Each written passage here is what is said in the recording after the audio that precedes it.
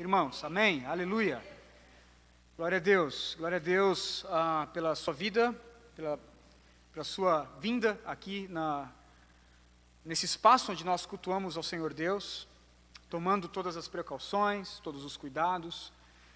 Cremos que o Senhor está guardando as nossas vidas. Hoje nós vamos ver que esse vírus, irmãos, ele não tem poder sobre as nossas vidas. Ele não tem poder. Deus vai poupar aqueles a quem o Senhor desejar. Amém? Nós estamos sob o cuidado do Senhor. Obviamente que precisamos ter as nossas precauções, como nós temos feito, mas precisamos confiar no Senhor. Amém? Precisamos confiar no Senhor. Precisamos ter coragem nesse momento. Cremos que é um momento passageiro, que logo vai passar, mas precisamos tomar os nossos cuidados e, acima de tudo, confiar no Senhor. Amém? Então, você que nos visita, seja muito, muito bem-vindo à Igreja Presbiteriana Vila da Graça. Nós amamos o Senhor Jesus, amamos estar aqui reunidos em torno deste nome. Quero cumprimentar também você que nos assiste pela internet, pelo nosso canal no YouTube. Que o Senhor Jesus venha falar ao seu coração também, assim como vai falar aos nossos corações aqui no espaço do nosso culto. Irmãos, eu quero dar continuidade à nossa exposição de Mateus. E eu peço para você, então, por favor, abra comigo em Mateus, capítulo de número 22. Mateus, capítulo de número 22. Nós vamos ler do verso 23 ao verso 33.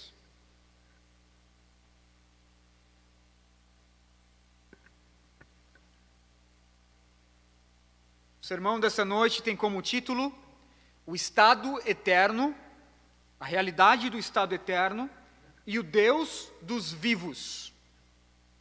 A realidade do estado eterno e o Deus dos vivos. Mateus capítulo 22, do verso 23 ao 33 diz assim: Naquele mesmo dia, os saduceus, que dizem que não há ressurreição, aproximaram-se dele com a seguinte questão: Mestre, Moisés disse que se um homem morrer sem deixar filhos, seu irmão deverá casar-se com uma viúva e dar-lhe descendência. Entre nós havia 7 irmãos. O primeiro casou-se e morreu. Como não teve filhos, deixou a mulher para o seu irmão. A mesma coisa aconteceu ao segundo, com o terceiro, até o 7º. Finalmente, depois de todos, morreu a mulher. Pois bem, na ressurreição, de qual dos 7 ela será esposa, visto que todos foram casados com ela? Jesus respondeu: Vocês estão enganados, porque não conhecem as Escrituras nem o poder de Deus. Na ressurreição, as pessoas não se casam, nem se dão, não são dadas em casamento, mas são como os anjos dos céus. E quanto à ressurreição dos mortos, vocês não leram o que Deus lhes disse? Eu sou o Deus de Abraão, eu sou o Deus de Isaque e o Deus de Jacó. E não é Deus de mortos, mas de vivos. Ouvindo isso, a multidão ficou admirada com o seu ensino. Vamos ao Senhor em oração? Pai, louvamos o Teu nome, Senhor, nessa noite. Ajuda-nos, ó Deus, em nossa fraqueza. Nós precisamos de Ti. Precisamos do Teu auxílio, precisamos, ó Deus, da Tua ajuda. De fato, nós não podemos Te cultuar como convém, alheio à Tua intervenção. Então, por favor, intervém mais uma vez na história, Senhor, das nossas vidas e que possamos Te cultuar mais uma vez, Pai, para a glória do Teu nome. Estamos nessa assembleia, Senhor, com um número reduzido. Há irmãos nossos que estão nas suas casas nos assistindo agora. Louvamos o Teu nome também pela vida deles. Ajuda-nos, Deus, a entender este texto. Ajuda-nos a entender essas verdades. Ajuda-nos a entender, ó Deus, a Tua palavra.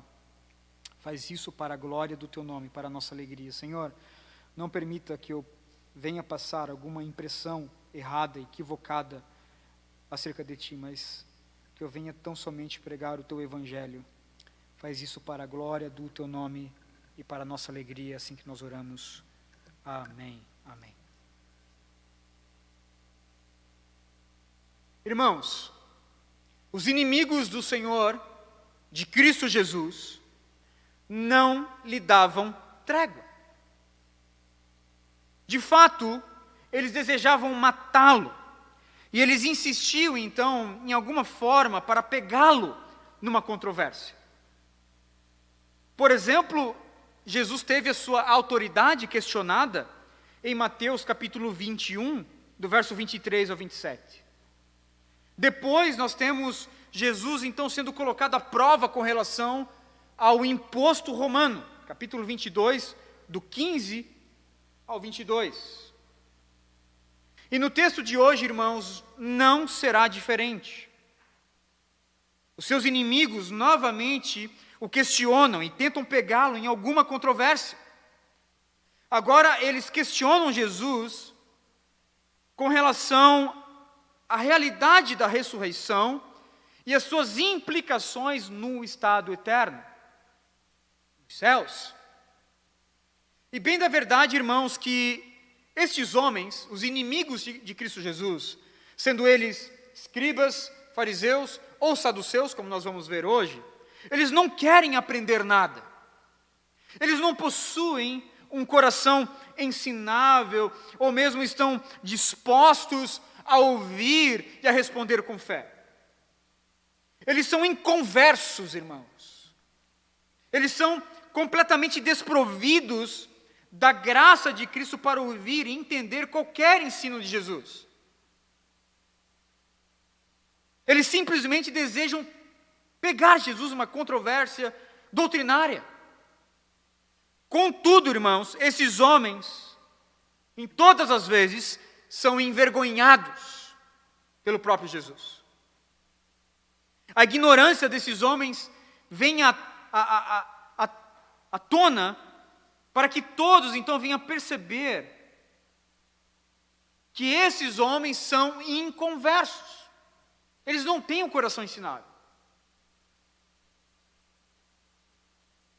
E a grande verdade do nosso texto hoje é que esses homens são inimigos de Cristo, se opõem a Cristo Jesus, ou como nós vamos ver, eles estão completamente enganados, porque eles não conhecem a Escritura. Eles não sabem da Escritura. Eles não conhecem a Escritura e eles não conhecem o poder de Deus. Como nós podemos ver isso no texto? Por meio de duas divisões, por meio de duas verdades. A primeira verdade, esses homens estão enganados, porque eles não conhecem a realidade do estado eterno. Eles não conhecem a Escritura, e isso é demonstrado porque eles simplesmente não conhecem a realidade do estado eterno, dos céus. Verso 23 ao verso de número 30. Veja que o texto inicia dizendo o seguinte: naquele mesmo dia, os saduceus, que dizem que não há ressurreição, aproximaram-se dele com a seguinte questão: Mestre, Moisés disse que se um homem morrer sem deixar filhos, o seu irmão deverá casar-se com a viúva e dar-lhe então descendência. Entre nós havia 7 irmãos. O primeiro casou-se e morreu. Como não teve filhos, deixou a mulher para o seu irmão. A mesma coisa aconteceu com o segundo, com o terceiro, até o 7º. Finalmente, depois de todos, morreu a mulher. Pois bem, na ressurreição, de qual dos 7 ela será esposa, visto que todos foram casados com ela?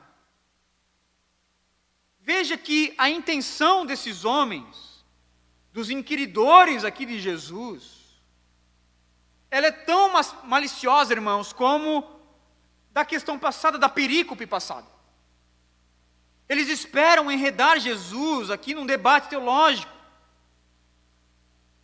E como nós vimos, irmãos, na perícope passada, quando Jesus foi questionado acerca do imposto romano, ele foi questionado por um grupo feito por fariseus e herodianos.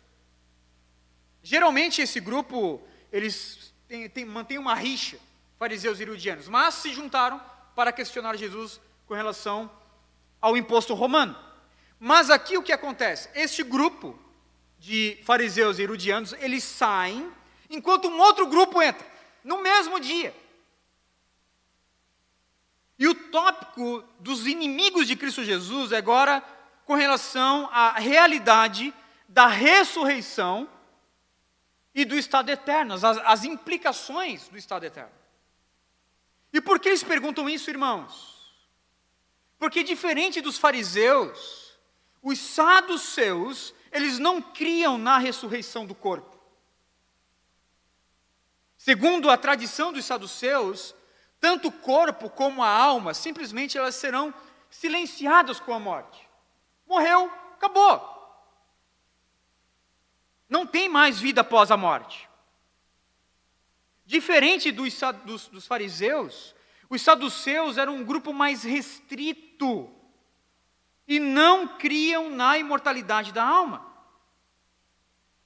E é interessante também que este grupo dos saduceus, eles não sustentavam todo o Antigo Testamento como palavra de Deus. Eles não criam, por exemplo, que os escritos dos profetas eram palavras de Deus. Que os textos narrativos é palavra inspirada do Senhor Deus. Que os livros de sabedoria, que os salmos, por exemplo, é palavra de Deus. Eles simplesmente sustentavam o Pentateuco. O Pentateuco, os 5 primeiros livros da Bíblia, é, segundo eles, a palavra do Senhor Deus. Portanto, eles não criam em todo o Antigo Testamento, criam tão somente no Pentateuco, não criam na imortalidade da alma, não criam na ressurreição do corpo. E é interessante, irmãos, que o apóstolo Paulo encontrou esses homens também, no Sinédrio de Jerusalém, em Atos capítulo 23, do verso 6 ao verso 8, que eu vou ler aos irmãos. Você não precisa abrir, só escute-me, por favor. Diz o texto que, então Paulo, sabendo que alguns deles eram saduceus e outros fariseus, bradou no Sinédrio: irmãos, sou fariseu. Paulo aqui estava, de alguma forma, tentando ali se explicar, defendendo ali o evangelho e defendendo também a sua origem, como judeu. Irmãos, sou fariseu, filho de fariseu, e eu estou sendo julgado por minha esperança na ressurreição dos mortos. E aí o texto vai dizer, Lucas narra para nós que, dizendo isso, surgiu então uma violenta discussão entre os fariseus e os saduceus, e a assembleia então ficou dividida. Os saduceus dizem que não há ressurreição, nem anjos, mas os fariseus admitem todas essas coisas. Então aqui Paulo está também arrazoando com os saduceus. Inclusive a última vez que os saduceus aparecem na Escritura é Atos capítulo 23, do verso 6 ao 8. Irmãos, no texto de hoje, em Mateus capítulo 22, não é diferente.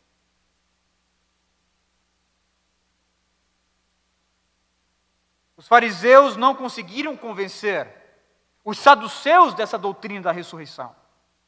Os fariseus não conseguiram convencer os saduceus da ressurreição, da imortalidade da alma. Por isso os saduceus então chegam a Jesus com essa pergunta. E perceba que eles não estão dispostos a aprender. Eles querem somente questionar. Eles não querem absorver, irmãos, uma verdade. Eles querem colocá-la à prova. E a questão, então, da ressurreição do corpo, para eles, para os saduceus, é motivo de deboche, de brincadeira. E aí eu concordo com o bispo Riley, que comenta, dizendo que o que eles queriam, na verdade, era lançar a doutrina da ressurreição no ridículo. Queriam aqui insinuar que a ressurreição traria uma confusão e contendas e uma desordem inconveniente se após a morte os homens e mulheres houvessem de viver.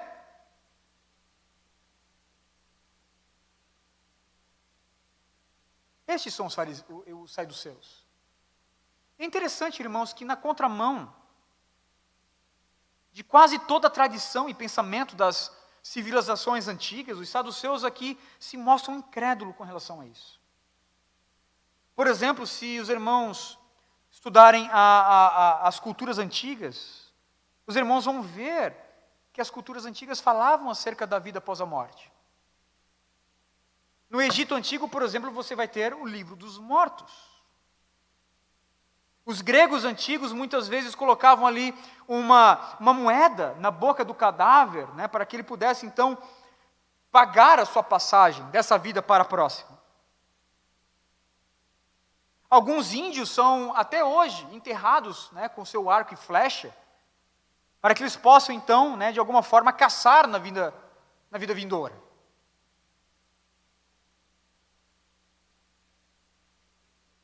Os antigos nórdicos enterravam um cavalo de um herói, juntamente com ele, para que ele pudesse então cavalgar em Valhalla.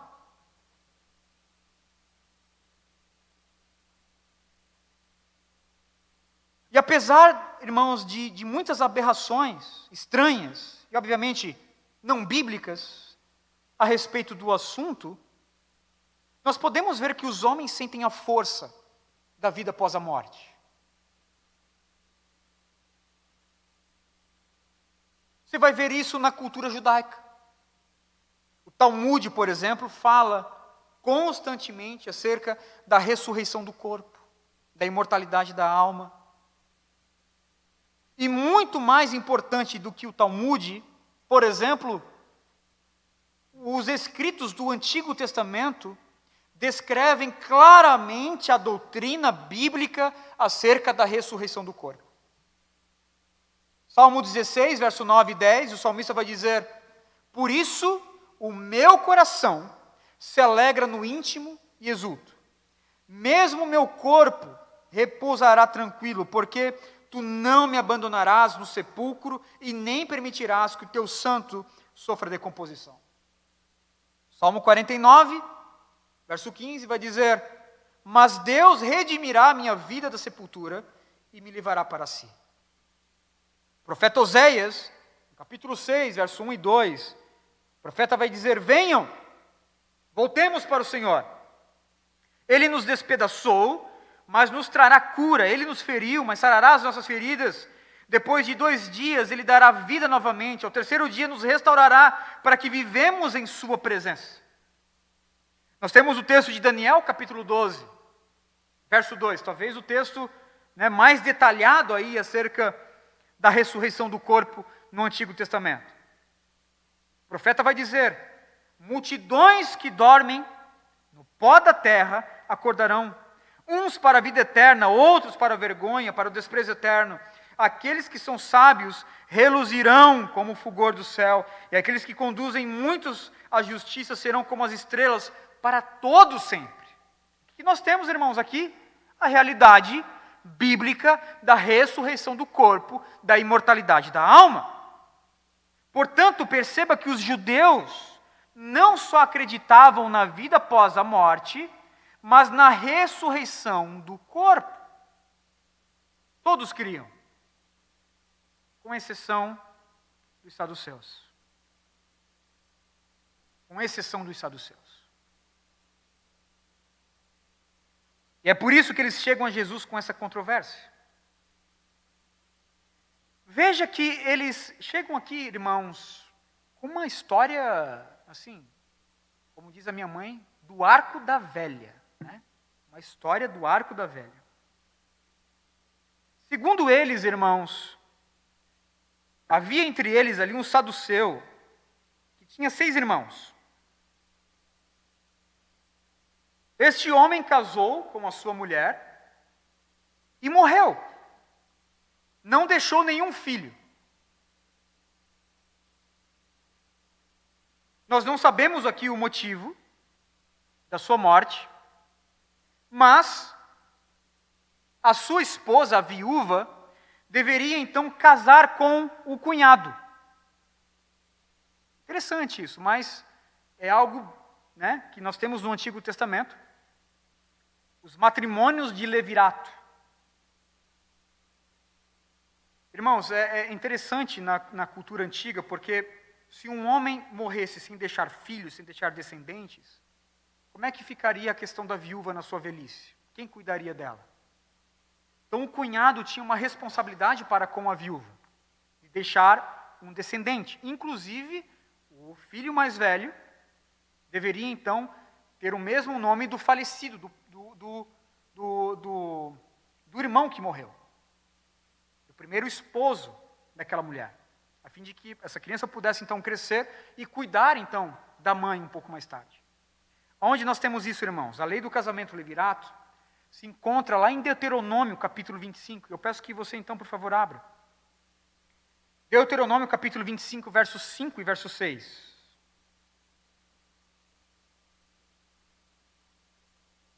Aí você diz assim, não, mas Deus então instituiu essa lei? Basicamente o que nós temos aqui é como a questão do divórcio, uma concessão. A questão do levirato já poderia ser visto antes mesmo da lei do Senhor. Né? Você tem Gênesis, capítulo de número 39, a questão de Judá e Tamar ali, o que nós temos ali é uma questão de casamento levirato. Então, em Deuteronômio capítulo 25, nós temos aqui uma concessão. Diz assim o texto, se dois irmãos morarem juntos e um deles morrer sem deixar filhos, a sua viúva não se casará com alguém de fora da família. O irmão do marido se casará com ela e cumprirá com ela o dever de cunhado. O primeiro filho que ela tiver levará o nome do irmão falecido para que o seu nome não seja apagado de Israel. Irmãos, isso aqui era tão sério, a questão do levirato. Se a viúva, por exemplo, requeresse um filho, e o cunhado não quisesse, então, se deitar com ela para deixar um filho, um descendente, com o nome do pai, a viúva poderia, inclusive, fazer uma assembleia, chamaria ali os líderes de Israel, e ela simplesmente iria expor a vergonha o cunhado. Ia colocar o cunhado como desprezo, inclusive cuspindo na sua cara, em meio a uma assembleia. É como se o irmão estivesse então ali menosprezando o nome da sua família, principalmente a pessoa do seu irmão que faleceu. Só que os saduceus, irmãos, eles trazem um caso de levirato aqui, do arco da velha.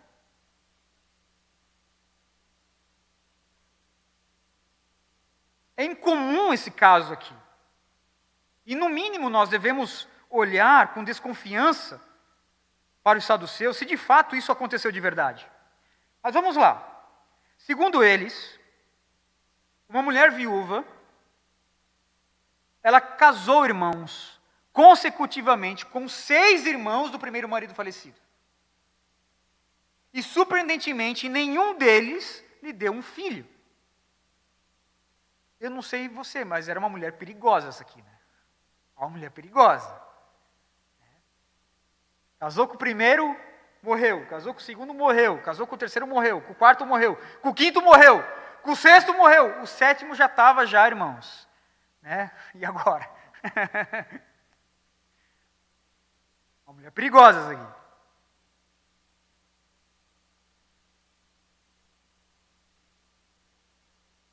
O texto diz que, segundo a palavra dos saduceus, depois que ela casou com o 6º irmão do falecido, então veja, ela teve 7, ela casou com os 6 irmãos do falecido, e até coloquei aqui, esse homem é um dos homens mais corajosos da Bíblia, porque estava com os dias contados realmente. Ela também veio a falecer. Nós não sabemos se o último casamento lhe rendeu algum filho varão. O texto não diz nada acerca disso e também não se detém a isso. Mas uma questão aqui, ela é levantada pelos saduceus. A questão é a seguinte, se essa mulher teve 7 esposos, por meio de casamento e leviratos, qual dos maridos será o seu esposo, então, na ressurreição e no estado eterno?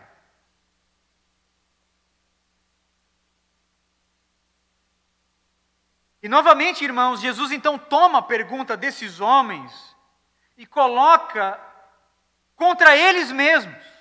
Vai dizer o texto no verso 29, a resposta de Jesus: vocês estão enganados. Vocês são ignorantes, vocês são enganados porque não conhecem as Escrituras nem o poder de Deus. Na ressurreição, as pessoas não se casam e não são dadas em casamento, mas são como os anjos dos céus. Veja que Jesus aqui aponta o maior erro dos homens, o maior erro da humanidade, não é somente dos saduceus, é também dos fariseus, é também dos escribas, é de todo judeu, é de todo gentio, é de todo homem. O maior erro dos homens é que os homens não conhecem as Escrituras e nem o poder de Deus. Eles são desprovidos, irmãos, de um conhecimento do Senhor Deus. E esse desconhecimento, essa ignorância por parte, dos fariseus da Escritura e do poder de Deus, praticamente é o erro fundamental aqui. É o erro maior. É o erro que se fundamenta ali sobre os demais.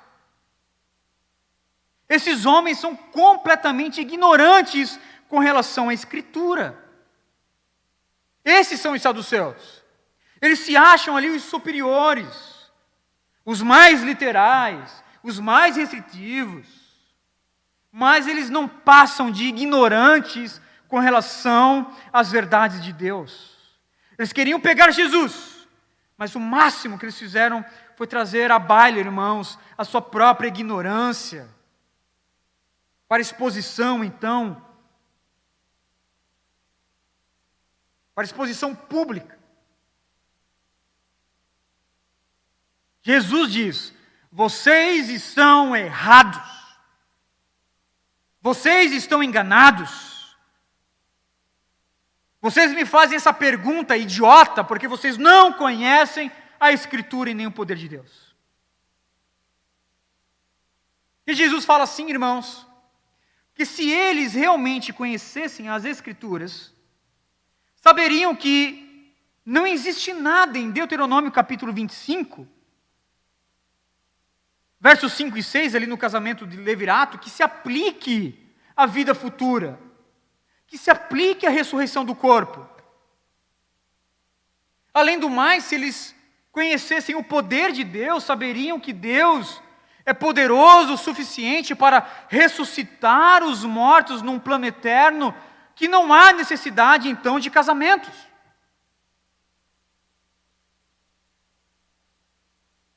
Mas como nós sabemos, esses saduceus só querem pegar Jesus com essas perguntas aqui melindrosas. Eu lembro-me de uma certa história de um homem que perguntou a um garotinho, um simples garoto, um homem cético, quis pegar um garotinho ali com relação à fé daquele garoto. E o homem disse o seguinte: garoto,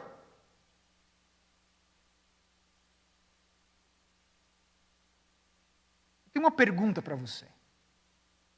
Quem criou Deus? Quem criou Deus? A intenção do homem era simplesmente trazer um ceticismo ao coração do garoto. Aí o garoto respondeu assim: ok, responda-me primeiro então.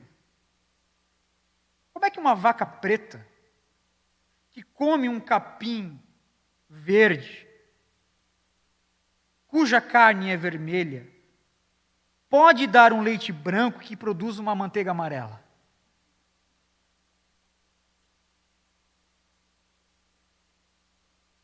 O homem disse: bom, eu não sei. E aí o garoto, então, ele foi, com um olhar efusivo aqui, o garoto afirmou: como é que você deseja, então, saber quem criou Deus, se tu não sabe nem a origem da manteiga que tu comeu hoje? Os saduceus são exatamente assim, irmãos. Eles querem colocar Jesus numa controvérsia, mas eles não conhecem as doutrinas básicas da Escritura. Pois se conhecessem as Escrituras, saberiam que na ressurreição os homens e mulheres serão como os anjos dos céus, que não se dão em casamento. No caso, se a história for verdade, a viúva não vai precisar escolher um dentre 7 maridos, pois o corpo da ressurreição será completamente transformado em glória. O nosso corpo será como o corpo dos anjos. Irmãos, o relacionamento do casamento é lindo. É uma instituição divinamente ordenada pelo Senhor Deus. Contudo, é uma instituição completamente terrena e temporal. Não existe casamento eterno, irmãos, como nós sempre temos ouvido, né, nas cerimônias de casamento, cerimônias religiosas, até que a morte os separe. No céu não vai ter casamentos.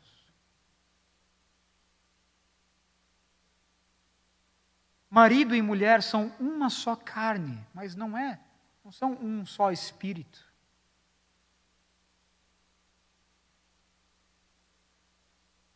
Nos céus, os homens entrarão lá já nascidos de novo. Não vai precisar de reprodução nos céus. Todo o prazer do salvo, do crente, no estado eterno, no âmbito celestial, a sua paz e a sua glória será então voltado para o Cordeiro de Deus. Lá todos haverão de ser como os anjos. E veja, eles não serão anjos, serão como os anjos. Uma natureza completamente espiritual. Igualmente imortais, igualmente glorificados, igualmente eternos. William Hendrickson comenta esse texto dizendo que o glorioso corpo ressuscitado se destina a ser imortal. E já que não haverá morte, a raça não será mais reproduzida. O matrimônio, consequentemente, será um assunto do passado. Diante do fato de não se casar nem se dar em casamento, os bem-aventurados, pois, se assemelharão aos anjos, porque eles tão pouco se casam. Portanto, os saduceus, por não conhecer a Escritura e nem o poder de Deus, são homens enganados com relação ao estado eterno, às implicações do estado eterno. Mas esses homens não são tão somente enganados com relação ao estado eterno. Eles são enganados também com relação à pessoa de Deus. Eles não conhecem a Escritura e nem o poder de Deus, como também não conhecem o Deus da Escritura. Pois o Deus da Escritura é um Deus dos vivos. O nosso Deus é um Deus vivo e um Deus dos vivos. Não há mortos, irmãos, que adoram o Senhor Deus. O nosso Deus é adorado tão somente por pessoas vivas. Veja que Jesus continua dizendo: e quanto à ressurreição dos mortos, vocês não leram o que Deus lhe disse? Eu sou o Deus de Abraão. Eu sou o Deus de Isaac, o Deus de Jacó. Ele não é Deus de mortos, mas de vivos. Veja que Jesus, ele suscita aqui, irmãos, uma passagem conhecida dos saduceus. Haja vista que eles desconsideram, né, os profetas, a sabedoria, todos os outros livros do Antigo Testamento. Jesus então vai no Pentateuco. Se eles vêm com uma pergunta com relação ao Pentateuco, olha, o nosso mestre Moisés falou lá em Deuteronômio, Jesus responde então a esses homens com o Pentateuco. E a verdade que Jesus traz aqui com relação a essa pergunta dos saduceus é que o nosso Deus que é o Deus dos patriarcas. O Deus de Abraão, de Isaac e de Jacó. É o Deus dos vivos. E aí Jesus, ele traz aqui, irmãos, o texto de Êxodo, capítulo 3, verso 6. Você lembra desse texto? Moisés, ele está pastoreando ali as ovelhas do seu sogro, Jetro, e ele vê um fenômeno. Ele vê um arbusto, uma sarça ardente, uma árvore pegando fogo, cujas folhas não se consumiam. Ele chega um pouco mais perto para ver aquele fenômeno, irmãos, e a voz do Senhor brada de dentro da sarça, dizendo: eu sou o Deus dos seus pais, o Deus de Abraão, eu sou o Deus de Jacó, eu sou o Deus de Isaac, eu sou o Deus dos patriarcas. Mas veja que o próprio Deus está dizendo para Moisés que é o Deus dos patriarcas, que é o Deus dos patriarcas, centenas de anos depois que os patriarcas morreram. Nós temos aqui, entre os patriarcas e Moisés, irmãos, muitos anos, centenas de anos. E veja como é que Deus diz: eu sou o Deus dos teus pais, eu sou o Deus de Abraão, eu sou o Deus de Isaac, eu sou o Deus de Jacó. Ele não disse eu fui, eu era. Ele não disse isso. Ele disse eu sou. O verbo está no tempo presente. Ou seja, esses homens, irmãos, ainda que eles foram tombados na terra, seu corpo está lá, eles morreram, ok? Neste plano, diante do Senhor Deus, esses homens estão vivos. Deus estava contemplando esses homens aqui. Ele é o Deus de Abraão, Ele é o Deus de Jacó, Ele é o Deus de Isaac, Ele é o Deus dos patriarcas. A morte não pode colocar um fim do relacionamento do crente com seu Deus. A morte pode colocar um fim no matrimônio, no casamento, mas não no relacionamento do crente com o seu Deus. Para Deus, os patriarcas estão vivos, pois a morte não interrompeu este relacionamento, essa comunhão. Coisa maravilhosa, irmãos. O escritor de Hebreus fala acerca dessa vida, desses heróis, já no estado eterno. Hebreus capítulo 11, verso 13 ao 16, o escritor de Hebreus vai dizer: todos eles, todos os heróis da fé, viveram pela fé, morreram sem receber o que tinha sido prometido, viram-no de longe o saudaram, reconhecendo que eram estrangeiros e peregrinos na terra. Os que assim falam mostram que estão buscando uma pátria. Se estivessem pensando naquela de onde saíram, teriam oportunidade de voltar. Em vez disso, esperavam eles uma pátria melhor, isto é, a pátria celestial. Por essa razão, Deus não se envergonha de ser chamado o Deus deles, e lhes preparou uma cidade. É a mesma verdade que Paulo vai dizer em Romanos, irmãos, capítulo 8, do verso 31 ao 39, todos nós amamos essa passagem. Que diremos, pois, diante dessas coisas? Se Deus é por nós, quem será contra nós? Aquele que não poupou o seu próprio Filho, mas o entregou por todos nós, como não nos dará juntamente com Ele, e de graça, todas as coisas? Quem fará alguma acusação contra os escolhidos de Deus? É Deus quem os justifica. Quem os condenará? Foi Cristo Jesus que morreu, e mais, que ressuscitou, está à direita de Deus e também intercede por nós. Quem nos separará do amor de Deus que está em Cristo Jesus? Será tribulação, será angústia, perseguição, fome, nudez, perigo, espada.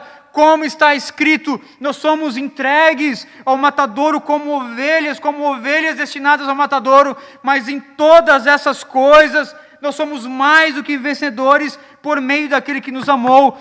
Pois estou convencido, o apóstolo Paulo está dizendo, pois estou convencido que nem morte, nem vida, nem anjos, nem demônios, nem presente, nem futuro, nem coronavírus, nem qualquer poder, nem altura, profundidade, nem qualquer outra coisa na criação será capaz de nos separar do amor de Deus que está em Cristo Jesus, o nosso Senhor. Ah, irmãos, que coisa maravilhosa é essa?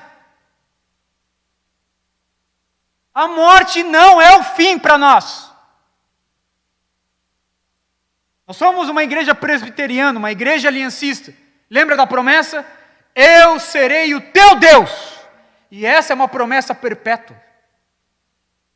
Essa promessa é para você e para os seus filhos. Deus é o nosso Deus. Ele é o nosso Deus. Se um dia eu fizer o seu velório, essa que é a verdade, ou você faz o meu, ou eu faço o seu, né? Mas se um dia eu fizer o seu velório, eu estarei diante de um corpo, esperando a ressurreição. Você estará diante do Deus vivo.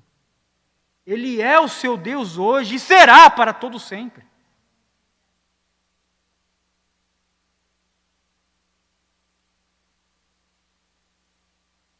Irmãos, quando os nossos olhos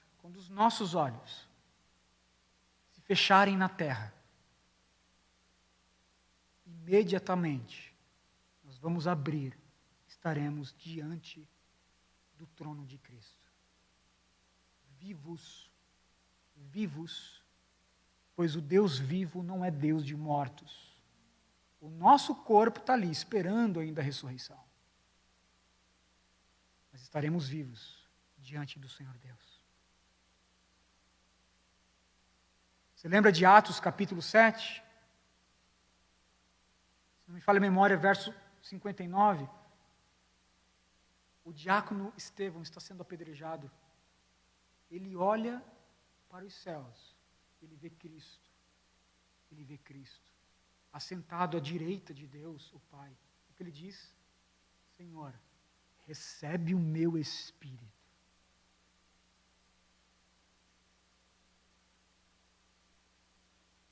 Ao morrermos, irmãos, nós estaremos imediatamente diante do nosso Deus. O livro da nossa vida, cujo autor é o próprio Deus. O livro da nossa vida, cujo autor é o próprio Deus. Esse livro não termina no momento da nossa morte. Deus simplesmente ele vira a página, começa um novo capítulo. C.S. Lewis tentou imprimir essa verdade aqui. Nas últimas páginas do clássico, As Crônicas de Nárnia, C.S. Lewis falou sobre o triunfo de Aslan, do leão, o grande leão de Nárnia, Aslan, que é uma figura de Cristo. E ele fala então do triunfo de Aslan e o início de uma nova história então no reino de Nárnia. Veja o que diz, irmãos, olha só que coisa maravilhosa.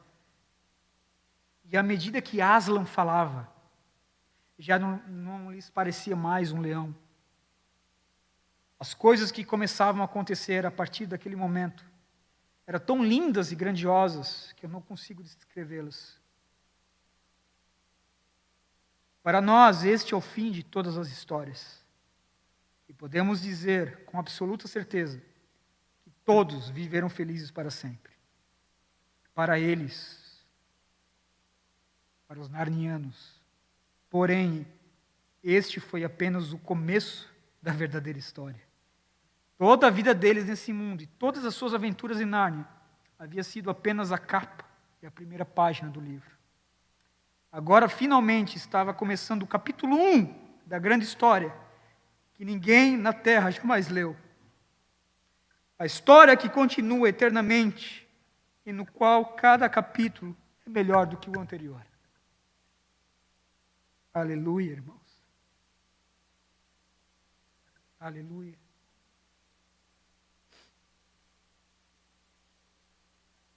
Algumas aplicações para nós. Confiemos no Senhor em meio à morte. Confiemos no Senhor em meio à morte, irmãos. temos pelo menos duas grandes verdades aqui do texto. Primeira verdade, a morte nos levará instantaneamente para junto de Deus. Estaremos vivos em comunhão com Ele para todo o sempre. Segunda verdade, porque Cristo ressuscitou, irmãos. Porque Cristo ressuscitou, o nosso corpo, esse mesmo corpo que nós temos, um dia vai ressuscitar. Estaremos vivos diante de Deus, esperando a sua segunda vinda. E na sua segunda vinda, então, o nosso corpo, irmãos, será ressuscitado. É isso que as Escrituras nos dizem. E na ressurreição do corpo, então, a morte ela é completamente derrotada, ela é aniquilada, ela é humilhada. Falando sobre a segurança eterna e a ressurreição do corpo, Paulo vai debochar da morte. Onde está a tua vitória, ó morte? Onde está o teu aguilhão? De fato, irmãos, nós precisamos hoje reconhecer que as nossas vidas estão debaixo da autoridade, da soberania de Deus. E com isso, permita-me perguntar ao seu coração, como é que está o seu coração hoje? Como é que está o seu coração, a sua existência em meio a essa pandemia? Permita-me ser um pouco mais preciso. Você tem medo da morte? Você ainda teme que algo possa acontecer com você? Irmãos, eu também tenho os meus temores. Também tenho os meus temores. Todavia, nós precisamos confiar no Senhor. Sabe por quê? Porque, em última análise, a Covid-19 não tem poder sobre nós. Deus tem. É Deus tem. Deus e somente Deus é quem decide quem vive e quem morre. É Deus e não o vírus que decide quais são os capítulos da nossa vida. É Deus e somente Deus que sabe quem será poupado ou não. Porém, em todos os casos, irmãos, sendo poupados ou não, precisamos confiar na graça de Cristo. Precisamos confiar na segurança eterna. Coragem, crente! Coragem, irmão! Coragem, irmã! Há um Deus vivo que nos ama. Há um Deus vivo, cujo seu braço forte não está encolhido, está bem disposto a nos segurar até o fim.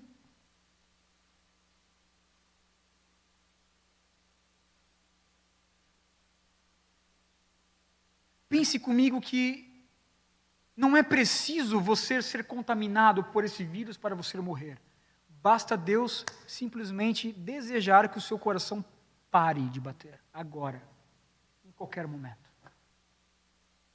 Cada fôlego que nós tomamos, cada fôlego, cada respiração, vem da graça de Cristo. Vem da graça de Cristo. Nós não precisamos viver numa cidade cujo sistema de saúde colapsou para que a nossa vida corra risco. Diante do Senhor nós não corremos risco.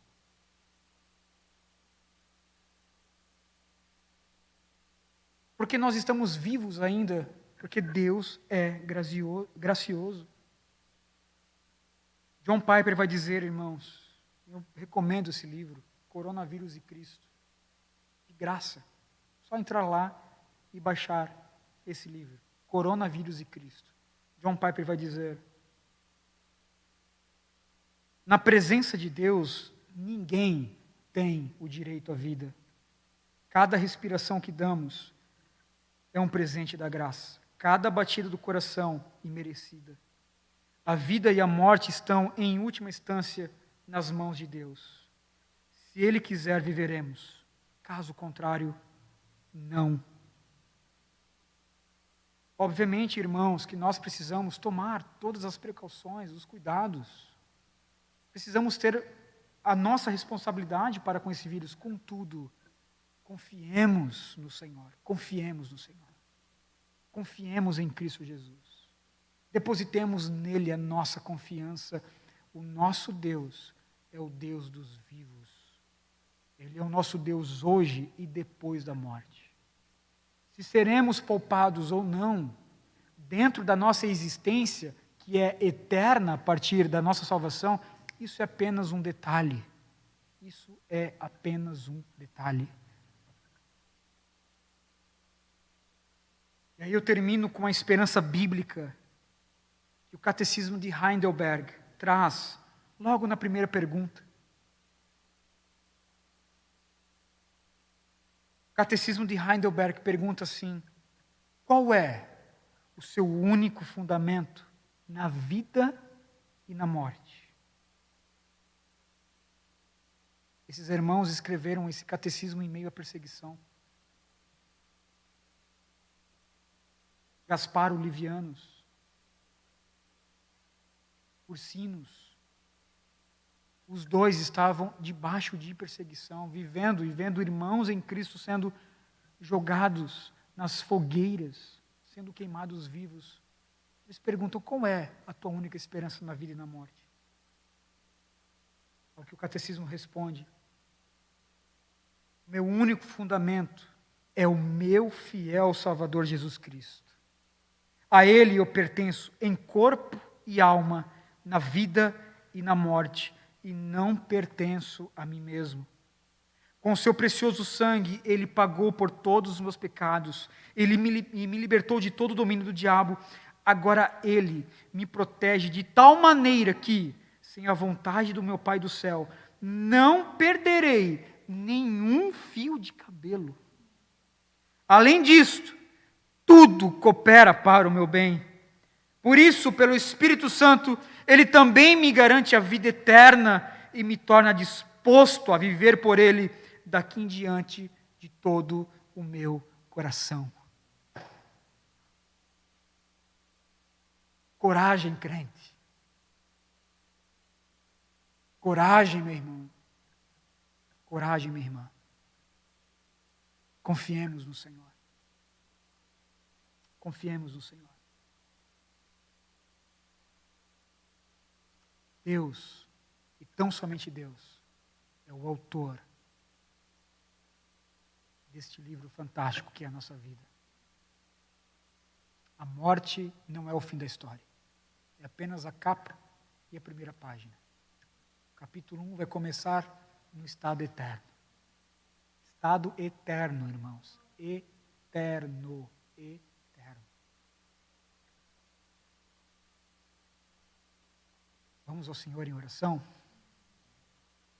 Curve sua fronte, vamos orar. Pai, uma vez mais eu oro a Ti, peço o Teu auxílio sobre a minha vida e a vida dos meus irmãos.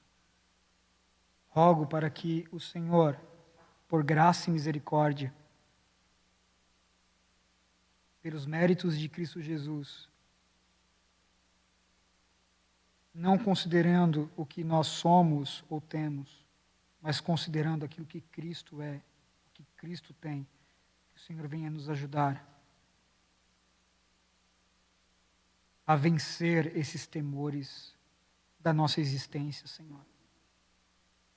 Que a perseverança dos santos, essa doutrina tão maravilhosa que o Senhor nos ensinou, que é ensinado nessa igreja, que essa doutrina venha, de fato, transformar a nossa existência de tal modo, Senhor, que nós vamos viver cada minuto da nossa vida para a glória do Teu nome. E se porventura o Senhor não desejar nos poupar, se o Senhor desejar enterrar o nosso corpo a 7 palmos do chão. Ó Deus, faça isso para a tua glória. Ajuda-nos, ó Deus, a passar por esse momento, o momento da nossa morte, a fim de que venhamos a fechar os nossos olhos aqui e abrir diante do teu trono. Faz isso para a glória do teu nome, é assim que nós oramos. Amém e amém. Irmãos, vamos ofertar ao Senhor? Você pode fazer isso.